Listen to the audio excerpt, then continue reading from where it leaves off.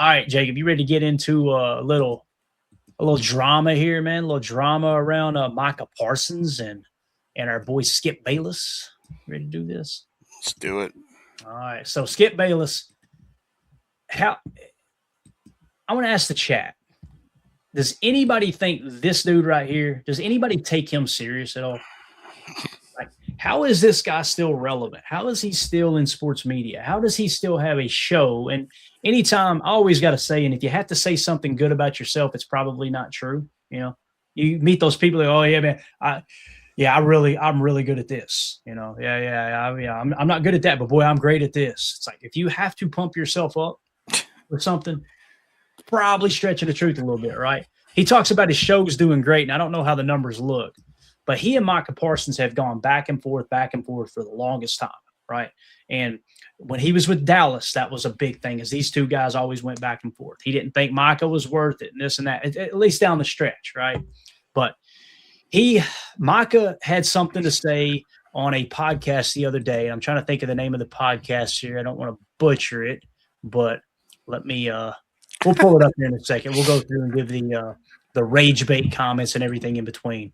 But here was Skip Bayless responding to Micah Parsons' comments. You're going to hear a little bit of Micah Parsons. You're going to hear a little bit of Skip Bayless, okay? And it's just going to be kind of a trailer here. It's 52 seconds long.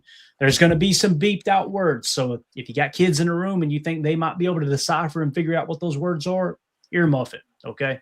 But here we go. Here's the Micah Parsons and Skip Bayless drama in 52 seconds. We'll give all the details. I want to see what everybody thinks about this.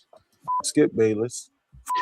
Micah Parsons, I challenge you to meet me face to face on whatever venue you choose. We can do home and home. You can do my new show, Arena Gridiron, and I'll do your podcast. Arena Gridiron exploded through the NFL season, and we will continue to do it at least once a week through the off season. I'm going to say right to your face, this Twitter motherfucker, Twitter. What, dude? I'll say right to your face what I've always said about you, Micah Parsons. I'll tell you exactly what I've always said about you, face to face, eye to eye, man to man, Micah Parsons. You and I, let's do it. Let's go. So, Jacob, our boy, the ratings must be down, right? It gotta be. Yeah. Does that not sound like I've got to go out here and try to get Micah on my show?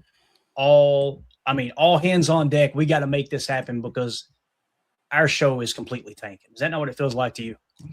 That reminded me of like daytime Jerry Springer style TV when you could just watch it and you're like, ugh, these poor people. They must really need that dollar. Yeah. That just, it reeks cringe, of, right? It's cringe, man. That's the definition of cringe right there. Yeah. So, and it was on Funny Marco, I believe is what J. Cole said there. So just to give you kind of a little bit of background, we'll talk about the recent comments and then how far it goes back. Had AI put a report together. The long simmering feud between Skip Bayless and Micah Parsons has reached a boiling point following Parsons' high-profile trade to the Green Bay Packers and his subsequent appearance on the Open Thoughts podcast, I think might be what it's called, right, with Funny Marco. The latest flashpoint, quote, "I do it better." In a profane and viral interview released on February 17th, Parsons directly addressed Bayless's recent criticisms after being asked about his sports media figures who rage bait. Parsons went on a nuclear rant stating, quote, "F Skip Bayless. I don't give a F. You suck. Your show don't work no more. Come play my position, Skip, because I can do what you do. Poopy. I do it better sometimes." So, I think it's saying, crap, I do it better sometimes, talking about his podcast. You got somebody like Skip Bayless who's built his whole professional life trying to be great at what he does. You got somebody like Micah Parsons goes on to his podcast and it's just as successful, right?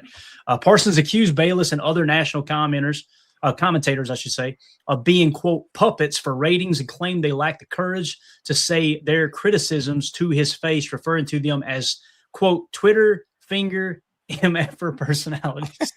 So that's why he said that, obviously, in his rebuttal. So the timeline of the feud, the no-show, all right? So this started in 2022. The tension reportedly began when Parsons was scheduled to be a weekly guest on Undisputed but failed to appear for his debut. Bayless reportedly took this as a personal and professional slight. So the whole reason this feud started, Jacob, was in 2022, Micah Parsons didn't want to go on his show. And this is what I'm talking about, this narcissism of some of the folks in the sports media, especially these shock jock rage baiters. They think they're entitled to, well, these players need to tell me what they think. They need to speak to me, right? Who do they think they are? I'm more important than them. So the Packers trade obviously happened in 2025 after a protracted contract standoff with the Dallas Cowboys. Parsons was traded to the Packers for Kenny Clark, 2 first-round picks. Bayless reacted on X with a blunt, good riddance, calling the star linebacker Micah headache. So now we know where all this surfaced from, because he refused to go on his podcast. Could you imagine me, guys, inviting Isaiah McDuffie on my show, right? And him no-showing or saying, no, I can't do it. And then me all of a sudden attacking him every week because he didn't come on my show. I'll be honest with you. We don't have guests on the show. You know why? Because when we have guests, you don't want to put them in an awkward spot. You don't want to try to hammer them down for something and get them to say something they otherwise shouldn't. So everything with interviews is just fluff. You know what I'm saying? Like, does that make sense, Jacob? Like, what's the point in having a player on the show when we're not going to get any extra information that we might want? It's just, okay, hey, man, you're a great player. You know, you're doing good, man. What do you think about the future? Is he going to say something bad about his teammates? Is he going to say something bad about the team? So what's the point? It's like these shows that they scratch and they claw to get Brian Gutekunst on their show. I never watch those because he's not going to say anything. What's he going to say? Let me tell you, hey, guys, listen. Let me tell you what we're really going to do with this. Not going to happen. So I would rather us as fans get in here and just talk ball than go that route and just waste 20, 30, 40 minutes in an interview where everybody comes away going, hell, he didn't say anything. So anyway, loser intangibles, all right?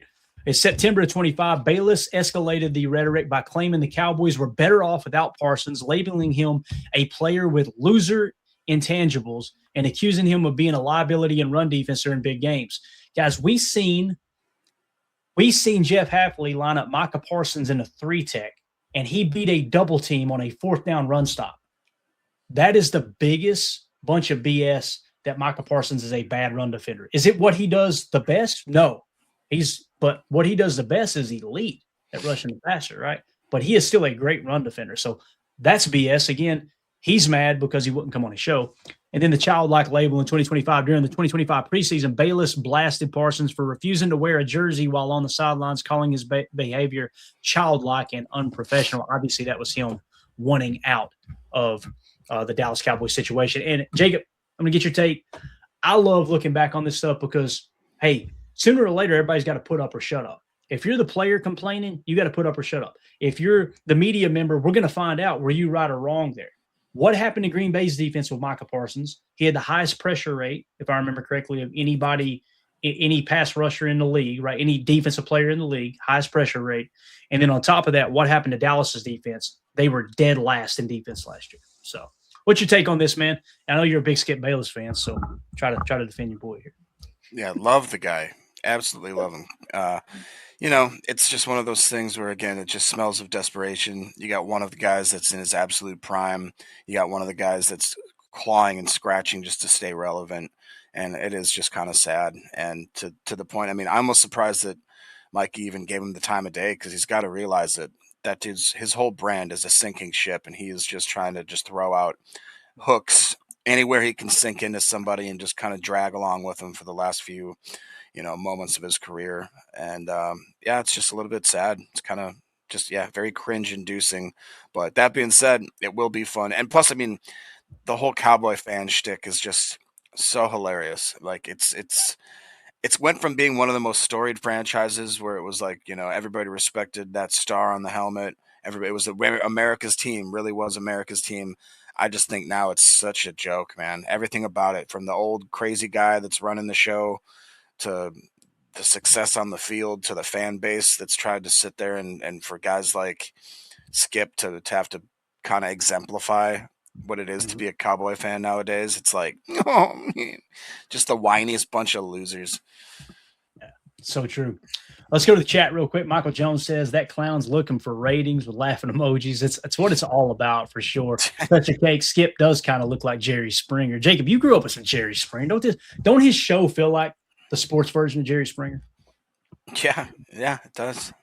No, I mean, it's like every time that he tries to make himself relevant, it's some kind of shock jock mentality, that approach. Mike Z in the chat, that was top tier cringe content. Holy cow, it was cringy.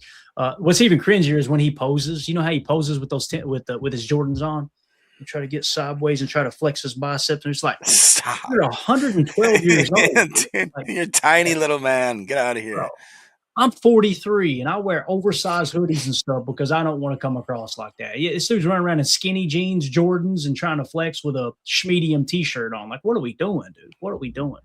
When you look like this, probably don't need to be out there trying to flex, my man. Just don't need to be doing okay. Holmes MD1, Skip never got over getting buttholed by the Packers in the playoffs. Damn, Holmes coming in hot today. J. Cole says, I don't think Skip's parents were big fans of his. I'm not even at home.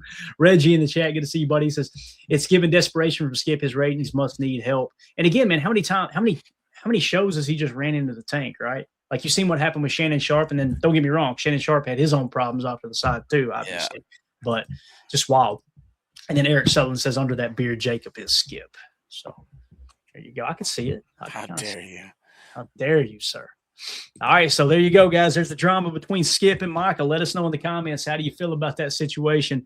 I don't think Micah's out of line. I love that Micah calls everybody on their crap. And again, would he say it to Micah's face? He would, hoping that Micah would just lay a finger on him so he can sue the crap out of him. If I'm Micah, and as a Packer fan, my advice to Micah is, listen, sir, don't even give him a time of day. Don't go nowhere near that dude. He is trying to bait you because his career is completely tanking. That's what's happening. But let us know in the comments, what do you think? Hit like for us, hit subscribe, click the bell icon as well.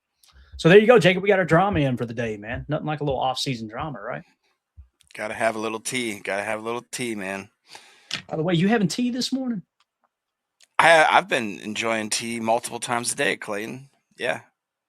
And the legal kind, right? Legal tea. It is legal. Yes. Yep. Yeah. I just want to throw that out there. I know the chat immediately goes to, what's in that teacup there, Jake? They immediately think that. So with that being said, I'm going to just check real quick. Is there anything else you want to hit before we wrap up? I'm going to comb through Packers news and just make sure we're not missing anything at all. No, I'm good to go, man. You planning on doing an evening show at all, or are you still playing that by ear? We probably will do an evening show. If I had to guess, I'd say 5 p.m. Central, something like that. And if any news breaks, we'll definitely go live. The other night, after we wrapped up, we had the Rich Bisaccia news break. So Emilio was still in here. We were chatting while I was uploading the audio to the podcast and everything. And I was like, let's go live. Rich Bisaccia just stepped down. So if any kind of news breaks, we'll go live throughout the day. But we probably will get together for an evening show as well. Just trying to look here. Wendell Ferreira dropped an article 14 minutes ago. You guys want to go check over A to Z Sports.